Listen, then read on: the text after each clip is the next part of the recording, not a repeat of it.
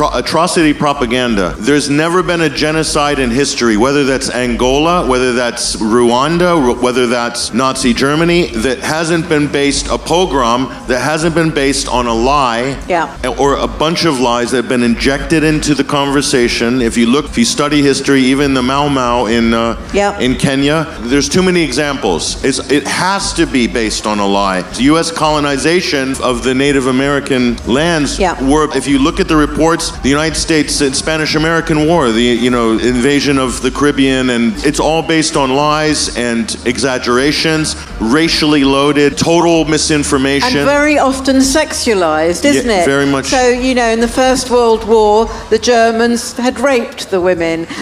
In the Caribbean, the slaves had raped their masters. It's very often based on stories of rape, isn't it? That's not an optional feature. No. That's a requirement. Yeah, exactly. You cannot mobilize. Imagine the Israeli pilot, 24, 26 years old. How do you motivate a military person to unleash that type of power on a densely populated civilian area? You need an incredible lie. And that's what October 7th provided. And I will say that although we don't have the definitive public inquiry, I think ASA's work on October 7th and others, including the Gray Zone and the work that I've done and other of my colleagues, and you can actually, through the process of deduction, work out more or less with a margin of error how many Israeli civilians were actually killed on October 7th. You do so by process of elimination, and then you have the Hannibal Directive. This is where the Israeli military unleashed the force of American weaponry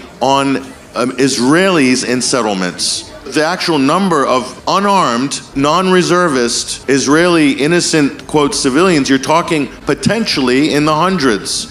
Now, that's a very different global conversation than this is the worst atrocity of Jews being killed since the Holocaust. That was the line, that was Piers Morgan's line, that was everybody's line.